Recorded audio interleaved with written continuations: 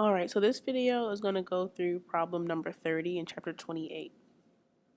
This problem reads, a nuclear power reactor generates 3.2 times 10 to the 9 watts of power.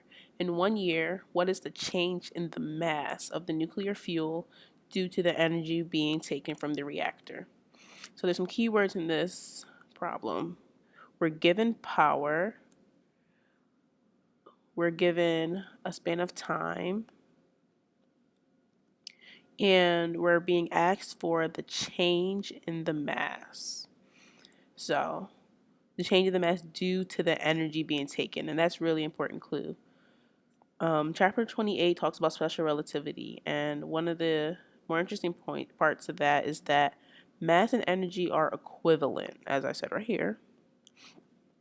So it makes sense that the problem would ask for the change in mass due to the energy being taken away, because a gain or loss of mass can be considered a gain or loss of energy.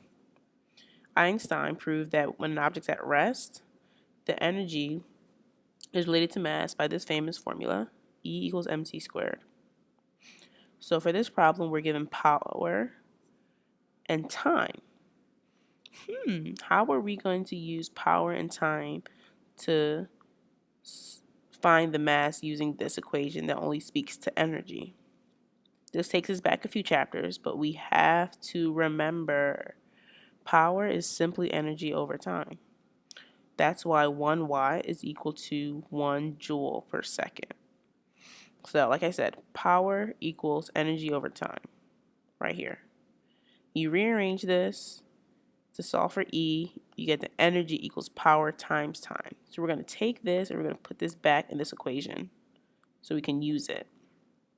So energy equals power times time. Great. However, the time we're given, 1 year, is not useful for us. We have to use the standard SI units, and a year does not work. So we have to change 1 year into seconds, and we do this by a lot of multiplication. 1 year is 365.25 days, as they told us, and 24 hours, 60 minutes, 60 seconds. Really simple, just multiply that out, and you get 3.15 times 10 to the 7 seconds in a year. So we're going to use this for time.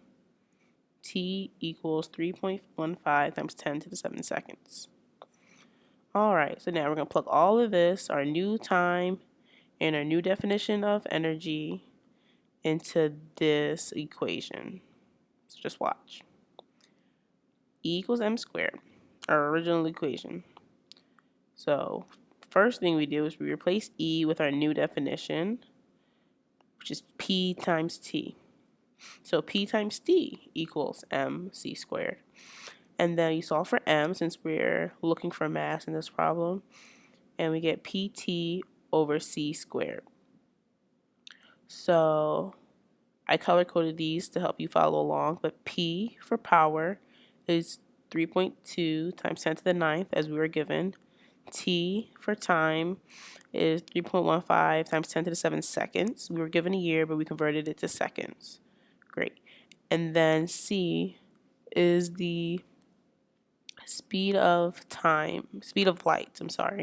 light in a vacuum, and that is 3.0 times 10 to the 8th meters per second, but that needs to be squared. Add that. It's 3.8 times 10 to the 8th is 3.0 times 10 to the 8th meter per second squared. Great.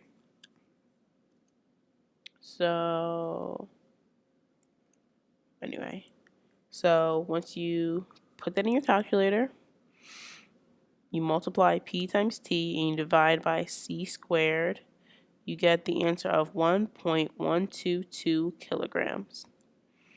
So this means that that is the change in mass due to this amount of power being produced over a year. 1.122 kilograms of fuel has been lost in that year. So that's